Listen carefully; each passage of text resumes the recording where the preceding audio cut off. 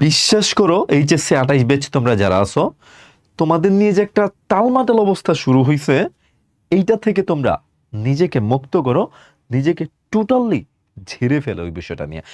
SSC 26 পরীক্ষা তোমরা যা দিয়েছো দিয়েছো, কোনো ব্যাপার না। বিলিভ মি, কোনো ব্যাপার না। এখনো যারা শুরু করবা করবা করবা এই ওয়াতে চিন্তা করতেছো, তারা এখনো কুরব্যাঙের মধ্যে আছো। বিশ্বাস করো, দেখো এইখানে আমার থাম্বনেলটা, এইচএসসি 28 স্কুল টু কলেজ, এই জার্নিটা কেমন হতে যাচ্ছে তুমি বিবেচনা করো। যদি মনে করো যে না, আরে কলেজে যাচ্ছি, একটা ভাব আসছে শরীরে, এখন চুল রাখবো বড়, এই করব সেই করব, উম, একটা মোটরসাইকেল নিয়ে যাব, এই চিন্তা অনেক করতে পারবা। বিশ্বাস করো, জীবনে অনেক সময় আছে, সুযোগ আছে এই চিন্তা করার মতো। এখন যেটা দরকার তোমার, সিরিয়াসলি যারা পড়াশোনা করে কিছু করতে চাও, জীবনে পড়াশোনা করে শিখরে যেতে চাও। আমরা আগে ভাবতাম ধুর, পড়াশোনা খালি জানার জন্য। এখন শুধু জানার জন্য না, পড়াশোনা এমনই একটা হাতিয়ার, বিশ্বাস করো, পড়াশোনা এমন একটা হাতিয়ার, জানা থেকে শুরু করে অর্জন সবকিছু সম্ভব পড়াশোনার মাধ্যমে। এই একটা কথায় আছে যে বুলেটের চেয়ে নাকি একটা কলমই শক্তিশালী, কথাটা এমনি আসলে আসে নাই, এক্কেবারে ইফেক্টিভ একটা কথা, প্রচন্ড কার্যকারিতা আছে কথার মাঝখানে। কথা বুঝছো তো? এখন তোমরা কলেজে উঠতে যাচ্ছ, একেবারে এই রিসেন্ট 2-1 দিনের মধ্যে রেজাল্ট, বা 2-4 দিনের মধ্যে রেজাল্ট, এইটা আমাদের একটা টালমাটাল অবস্থা, এখন মনের অবস্থা আমি বুঝি তোমরা কতটা খারাপ সিচুয়েশনে। কারণ যে এ প্লাস পাবা তার আসলো 4.94। ইস, আমার বাসার পাশে সে, মানে এ পাওয়ার যোগ্য ছিল না, এ প্লাস পেয়ে গেছে। কিভাবে কি করবা? কিচ্ছু না, বিলিভ মি, কিচ্ছু না। একটা এ প্লাস দিয়া তুমি একেবারে সবকিছু করে ফেলবা পৃথিবীতে, এটা বাদ দাও চিন্তা ভাবনা। যা হইছে হইছে, যা হবে হবে। এসএসসি 26 নিয়ে একেবারে নিজেকে ঝেড়ে ফেলে টোটালি। তোমার এখন সময়, সময়টাকে কাজে লাগানোর সময়। তুমি অলরেডি কলেজে চলে যাচ্ছ, কিন্তু নিজের প্রিপারেশন এখনো গোছাচ্ছ না। এতদিন পর্যন্ত যেটা বলছে যে আরে পোলাপাইন রে একটু রেস্ট দেয় নাই, পাগল হয়ে গেছে এই পোলাপাইন রে, অনলাইন প্ল্যাটফর্ম নষ্ট করে দিচ্ছে, অফলাইন প্ল্যাটফর্ম নষ্ট করে দিচ্ছে, টিচাররা নষ্ট করে দিচ্ছে। এতদিন পর্যন্ত যা শুনছো শুনছো, এখন it's high time for you to prepare your yourself in your own. Way আমাদের ইবিআই করছে, আবার ভাইবো না তোমাদেরকে এনরোল করার জন্য বলছি, অবশ্যই করতে পারো, জেনে শুনে বুঝে তারপরে করো। কথা বুঝছো? যারা অলরেডি আমাদের কোর্সে ভর্তি হয়েছে ইবিআইতে, তারা কিন্তু অলরেডি 20% শেষ করে ফেলছে ইবিআই সিলেবাস, অলরেডি 20% শেষ। আর তুমি এখনো নাকে তেল দিয়ে ঘুমাচ্ছ। তো রেজাল্ট হোক, পরে যা হয় হবে নি, কেন তোমার রেজাল্ট লাগবে? তুমি যদি সায়েন্স না নিতে চাও, তোমার ইবিআই লাগবে। তুমি যদি আর্টস না নিতে চাও, তোমার ইবিআই লাগবে।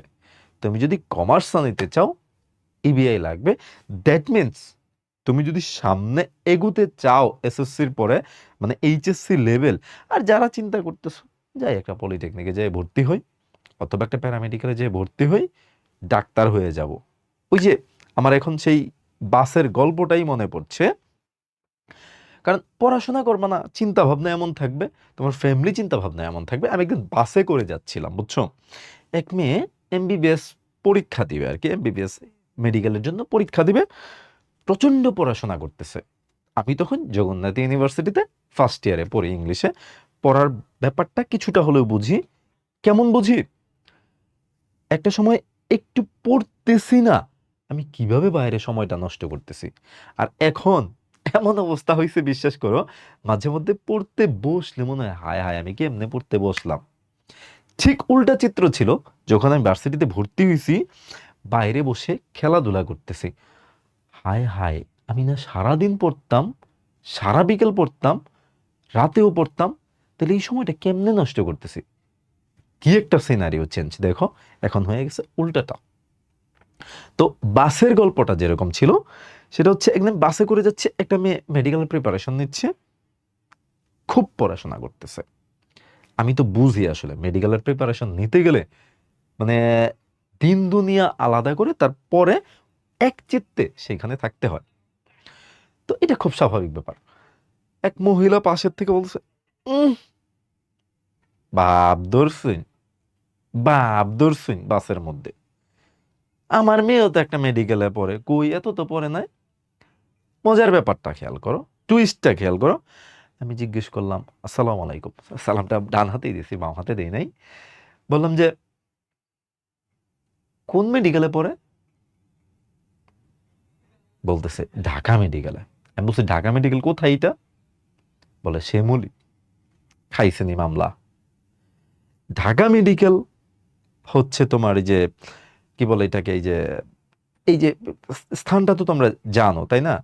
এই যে কি বলে শহীদ মিনারের আশেপাশের এরিয়াটা ঢাকা মেডিকেল। আমি ঢাকা মেডিকেল সেভাবে জানি না, বাট যখন বলছে শ্যামলী তখন আমার বোঝা শেষ। পরে আরেকটু উৎকণ্ঠা নিয়ে জিজ্ঞেস করলাম, আচ্ছা ঢাকা মেডিকেলে পড়ে তো গ্রুপ কি ছিল এইচএসসিতে? পরে বলতেছে কমার্স। এইবার বুঝছো? পরে প্যারামেডিকেলে বলতেছে ঢাকা মেডিকেলে। আসলে এটার নাম হচ্ছে ঢাকা মেডিকেল ইনস্টিটিউট। ওইখান থেকে এমবিবিএস হবে তো ভালো কথা, ভালো ফিজিওথেরাপিস্ট হতে পারবে না। কথা কি বুঝছো? তো এইভাবে যারা চিন্তা করতেছো ঢাকা মেডিকেলে পড়বা, বুয়েটে পড়বা, একটা পাবলিক ইউনিভার্সিটিতে পড়বা, আর এখন থেকে মনোযোগী হবা না, আর বাকিরা 20% এগিয়ে যাচ্ছে, তাহলে তারা কি করবে? তারা কি তোমার মনে হচ্ছে স্ট্যামফোর্ডে যাওয়ার জন্য, হার্ভার্ডে যাওয়ার জন্য? না ভাই, বাস্তবতায় ফিরে আসো। তোমাকে পড়াশোনা করেই কোথাও চান্স পেতে হবে। ওই কলেজে যাবা, এক টিচার বললো চুল বড় কেন? তুমি বললো যে হুর, এখন কি কলেজে পড়ি না, বড় হই নাই? ভাই এগুলা বাদ দাও, পড়াশোনায় ফিরতে হবে, ট্র্যাকে আসতে হবে। এবং এখন মোক্ষম সময় তোমার ইংলিশ, বাংলা এবং আইসিটির প্রিপারেশনকে শানিত করার জন্য। যদি তুমি প্রথম 6 মাসে এটা টোটালি কাভার করে ফেলতে পারো, তোমার যে কতটুকু হেল্প হবে এটা তুমি এই মুহূর্তে বুঝবা না। যখন তুমি ফিজিক্স, কেমিস্ট্রি, ম্যাথ, আবার কমার্সে গেলে অ্যাকাউন্টিং, ফাইন্যান্স, আর্টসে গেলে ইকোনমিক্স, তারপরে হচ্ছে জিওগ্রাফি, এগুলোর প্যারা খাবা, হিস্ট্রি, তখন বুঝবা যে ভাই ঠিকই বলছিল। তখন থেকে যদি একটু একটু একটু একটু করে পড়তাম, 2 ঘন্টা করে পড়তাম, জাস্ট শুধু ক্লাসগুলি পড়তাম ইবিআইতে, তাইলে হয়তো আজকে এই প্যারাটা খেতাম না। আসল কথা হচ্ছে বাস্তবতায় ফিরে আসো। আমি বারবার একটা কথা বলি, বারবার একটা কথা বলি, তুমি শিখরে যাবা কিন্তু গভীরে যাবা না। It's quite impossible in case of life, not only in case of profession, not only in case of career. সব কিছুর ক্ষেত্রে শিখরে যাওয়া মানে তোমাকে এটার গভীরে ঢুকতে হবে। তাহলে তুমি এখন থেকে একটু একটু একটু একটু করে যদি প্রিপারেশন না নেও, তাহলে এটা তো তোমার একেবারে ব্রাস্ট হয়ে যাবে। তখন তুমি কিভাবে? তখন চিন্তা করো তুমি এই দিকে যাবা না ওই দিকে যাবা, ফিজিক্স পড়বা না ইংলিশ পড়বা, আইসিটি পড়বা না কেমিস্ট্রি পড়বা, বাংলা পড়বা না ম্যাথ পড়বা। টোটালি ব্ল্যাঙ্ক হয়ে যাবে। ইন্টারমিডিয়েটে এমন অনেক নজির আছে, পড়াশোনা গোল্লাই গেছে, অথচ সে A+ পাওয়া। তো ওই জায়গাতে, ওই জায়গাতে ঠিকঠাক মতো দৃষ্টিভঙ্গি দিয়ে come to the point, come to the pavilion, what you are and what you intend to do. তোমাকে ডিসিশন নিতে হবে তুমি আসলে সত্যিকার অর্থে কি করতে চাও। ওই করতে চাই অনেক কিছু, কিন্তু পরিশ্রম করতে পারবো না। ভাই আল্লাহর রাস্তে মাফ করো, এটা সম্ভব না। জেনুইনলি এটা সম্ভব না।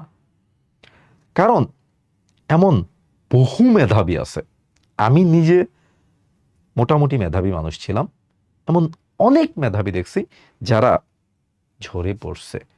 কিন্তু যারা পরিশ্রম করছে, একদম কি বলে এটাকে, অধ্যবসায়ের সাথে লেগে রইছে, তার মধ্যে যদি সাথে আমাদের গোছানো প্রস্তুতিটা পাও, তাহলে তার কথাই নাই।